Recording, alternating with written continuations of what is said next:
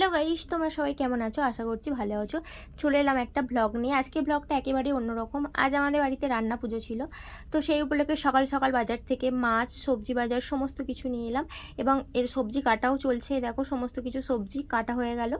এবারে ভাতটা চাপিয়ে দিলাম। ভাতটা দেখো জল ফুটছে, এবারে চাল তুলে দিলাম। চাল তুলে দেওয়ার পর আদা রসুনটা পেস্ট করে নিলাম।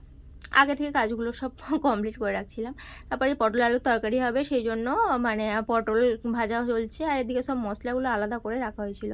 এখানে আলু ভাজা হবে, সেই জন্য আলু ভাজাকে প্রথমে একটু সেদ্ধ করে নেওয়া হলো। আর এইদিকে উচ্ছে ভাজা হয়ে গেছে, এবারে মাছ ভাজা চলছে। দেখো কিছু মাছ ভাজা হয়ে গেছে, আর হচ্ছে কিছু মাছ ভাজা চলছে। দেখো এরকম গরম গরম মাছ ভাজা খেতে কার কার ভালো লাগে অবশ্যই জানিও। আর দেখো এখানে আলু পটলের তরকারিও রেডি। কি দারুণ কালারটা হয়েছে, টেস্টটাও তার অসাধারণ। আর এটা আগের দিনে করে রাখা পান্তা ভাত, টক ডাল এবং শাক, আর এই যে বিভিন্ন রিচুয়াল আছে তুলসী পত্র দিয়ে, এই সমস্ত কিছু কলা পাতা দিয়ে ঢেকে রাখা হয়েছিল। যে তার পরের দিন আবার নতুন করে ভাত, শাক সবজি ভাজাভুজি করা হয়েছিল। এই যে দেখো ভাজাভুজিগুলো দেখালাম। আর এইদিকে দেখো এটা হচ্ছে মাছের ঝালটা। মাছের ঝালটা কীরকম লাল হয়েছে, কালারটা খুব সুন্দর।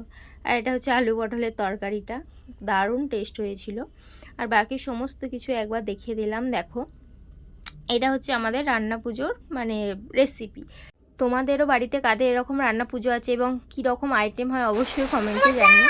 এরকম আমার স্টুডেন্টরা খেতে এসেছে। বল ঠাকুরের ভাত কেমন খেতে লাগছে? তো এই ছিল আজকে ব্লগ। ভালো লাগলে অবশ্যই লাইক, কমেন্ট এবং সাবস্ক্রাইব করতে একদমই